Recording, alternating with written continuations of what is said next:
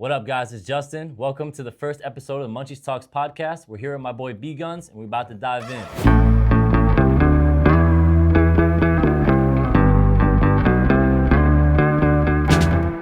Gunz, man, I'm glad to have you on the podcast, bro. I know we got a lot of similarities. Appreciate New you York, having me on baby. for sure. Hell yeah! Shout out to the hometown. Yeah, bro. So when you moved over here? I came out here February 2021, so it's been like 4 years now. Yeah, right after pandemic, because I was here during the pandemic for 2 months and I loved it, bro. I was like, damn, something called me out here, so I had to come. It was nice for me out here too, only because it was so quiet, bro. And like everyone would talk about LA being like crazy, the party scene was wild, this, that, and the third. But once I came out here because of the pandemic, people weren't doing that stuff. Well, the thing about out here, bro, I kind of got jealous because in New York, as you know, like in the city and shit, where the fuck you gonna go? They're like, stay inside. Shut down, bro. So it's like, okay, cool. And then they're like, oh, stay home in California, and they got fucking mountains and hiking trails. Like, oh, I'm home today. Yeah. I'm like, what the fuck? Like, this shit is sick. Nah, New York wasn't like that. But you're from Flushing, which I learned, which we're about to talk about next, because you rap too. Yes, sir. Yes, sir. So one of your songs, I think you dedicated to your mom. Yeah, I did actually. Yeah, bro, and it was like, yeah, born and raised in Flushing, and I was like, oh shit, I love Flushing, bro. Like, you guys had a skate park out there. Yep. I used to go to all the time. Good ass time, bro. Shout out to Flushing High School. That place was a dump, bro. Represent. But so I actually ended up moving out to Long Island after sophomore year. But it was cool, yeah. Growing up in College Point, it's Flushing. It's basically Flushing. We're the next town over. So it's where Action Bronson is from. Actually, he's from Flushing as well. Yo, so. Action Bronson is dope, dude. Yep. I followed his. He had like that food channel. Fuck yeah. Shit. Yeah. The fuck that's delicious. Yeah, bro. He be hitting everywhere in New York too. He find all the good spots, bro. He's the guy. Yeah, I definitely take a lot of inspiration from him, and I would love to get into like the food space like he does. You know. Hey, yo, shit. Marijuana, food. It's a good combo. Yeah, for sure. All right, we gotta talk about rapping a little bit. How long you been rapping for? I started rapping in high school when I was like 16 years old, so it's been a minute now. Probably like over 15 years. Bro, I used to like rap just for fun, right? Smoking weed with my buddies and stuff like that. We used to have like this little room. So I worked at this place called I don't know if they take this down, but Mohonk Mountain House. You ever heard of this place? I have not. Dude, all right, so Mohonk Mountain House, like a lot of like I think there was like treaty sign there, like they had like, from back in the day, bro, like I think like 1800 style, right?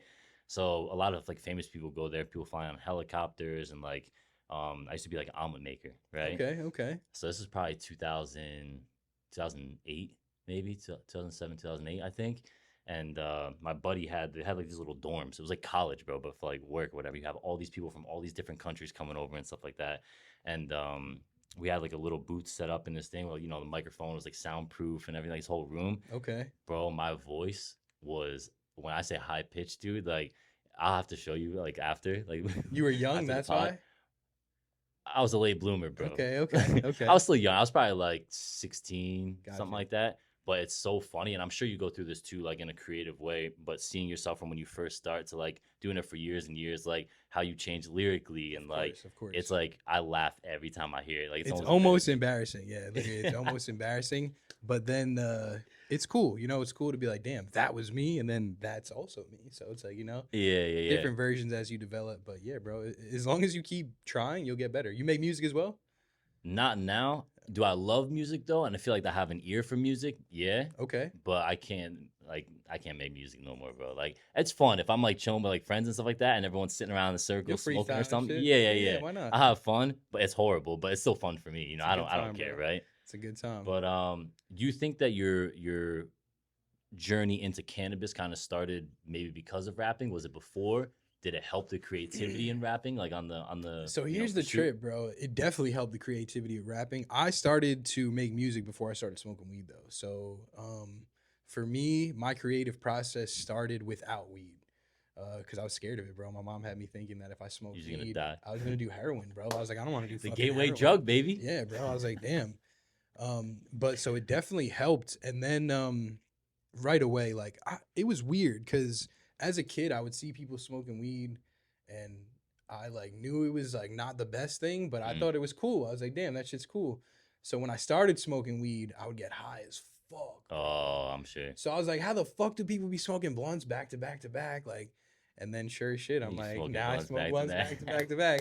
But it took a while to get there. So building up that tolerance, like now I understand how people can do that. Yeah, But yeah. I wanted, like, when I first started smoking, it was like a goal of mine. I was like, I want to be able to fucking smoke back to back to Oh, back, boys. yeah. Like, God forbid I meet Snoop Dogg one day, you know? Got to be able to smoke.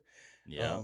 So yeah, it developed, and then that was it, bro. Obviously, in the studio and shit, we would always have weed, um, and then it became like an essential part of Yeah, my yeah, yeah. creative process. I Yeah, really did man. need the weed to keep going. You know, the late nights, I'm like, fuck, just give me some weed, bro. All right, we'll be all right. You know, Bro, do you remember the first time you ever smoked? I do.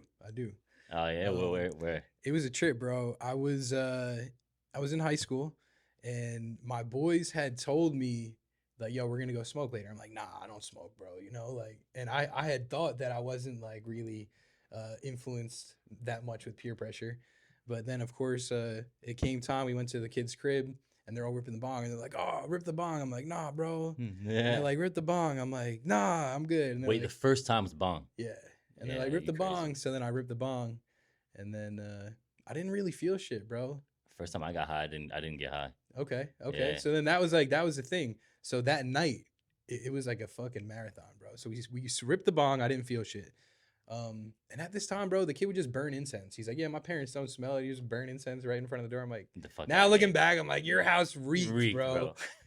bro. So I'm like, holy shit. But then we went into this kid's van, bro. I'm not even gonna say any names, but this kid had a van and we were smoking hookah out of it. But we mixed the hookah with weed, bro. And Oh then I shit. started to get Get fucking high. faded, bro. I'm sure. And Right? yeah, I guess so. I You guess got so. you have any songs out? I've seen a lot of stuff on SoundCloud, I think. I got a bunch of YouTube. shit. So a lot of my older stuff is on SoundCloud, but all my like current stuff, my Gunz stuff is it's all on Spotify, Apple Music, all the platforms. So that actually came. I was in a rap group way back in the day in high school. We started together, Fire. played a couple shows together. Our first show we actually did was up at a frat in Buffalo.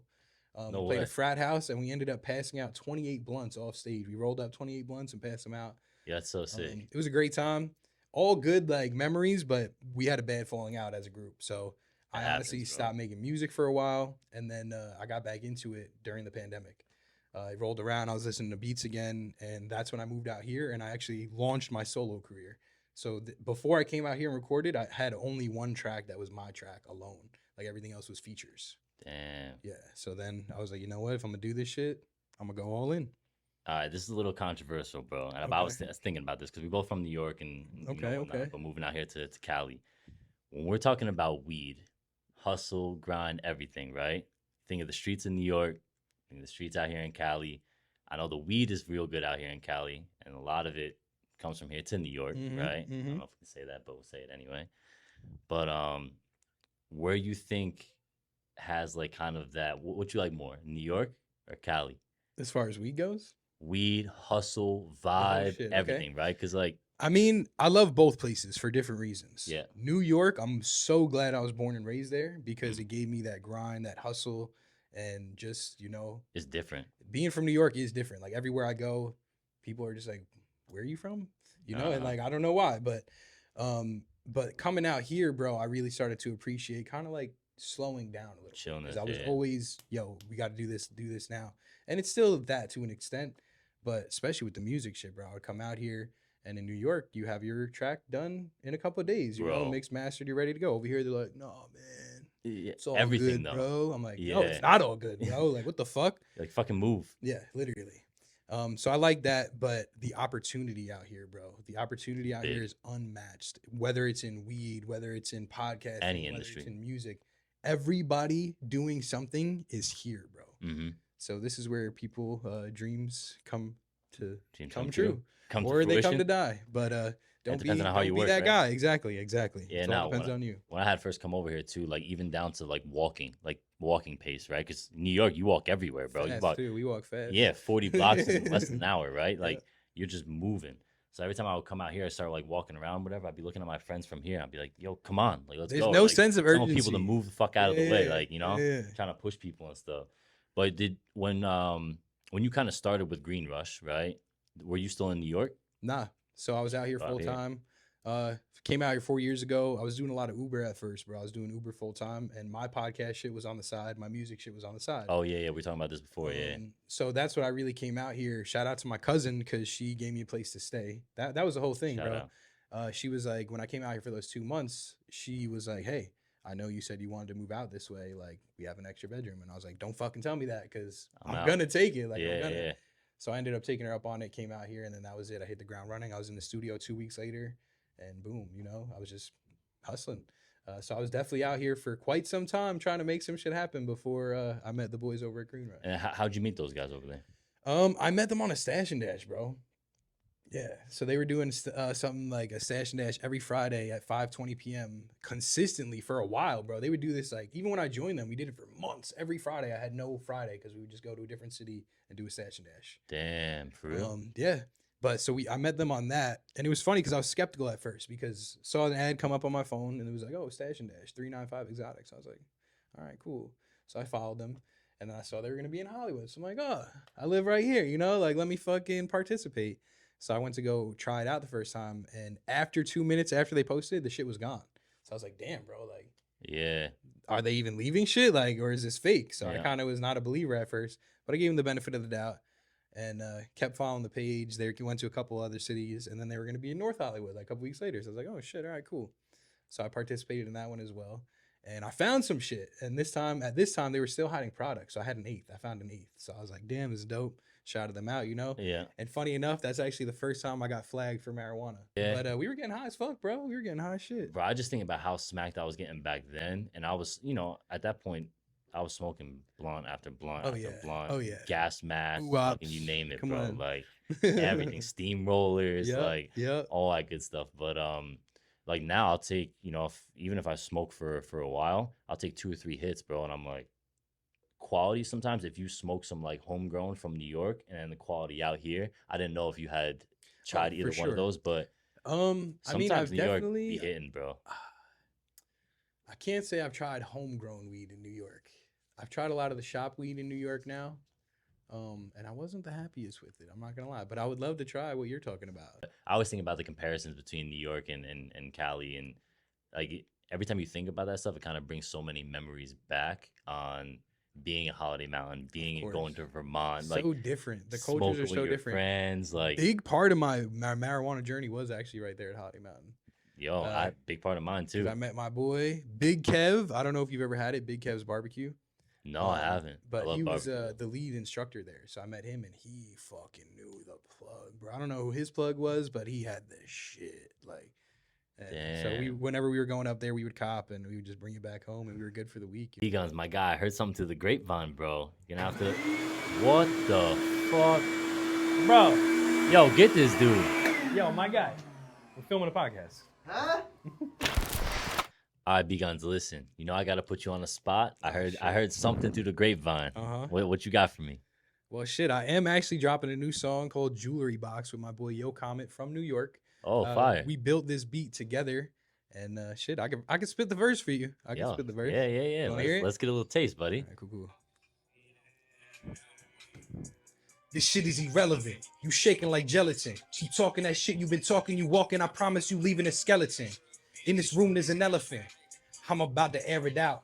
I hear this boy say that he gets some pussy, but he never wear it out. Damn, I came in this game to disrupt it. I guess you could say I'm destructive, not trying to discuss it. These rhymes that I spit are disgusting. One of a kind, the type that can never be fucked with. I'm moving upward, although it's a climb. You'll see in time that there's no one tougher. Been on the grind and I never tire. I send a wide, there's never a buffer. Me and Yo Comet. Oh, fuck. Hey, That's what you get for now, you know? All right, Cool little shit, taste. cool I like shit. that. Yo, that's Yeah, fire, bro. thank you, I appreciate it. Thank you. Yeah, I like the Thank you. tone and everything. That's that New York shit. We've had this in the chamber for 2 years, but I was like, we got to drop it on the perfect time. Now's the perfect time, and we're gonna come out with a video for it in the new year. So be on the lookout for that. Damn, listen, y'all got a sneak peek first here on the Munchies Talks podcast. So when my man starts blowing up and continues to blow up, you know where you heard it first. Yes, sir. Yes, sir. Gunz, thank you so much again, bro. I appreciate you. Appreciate it.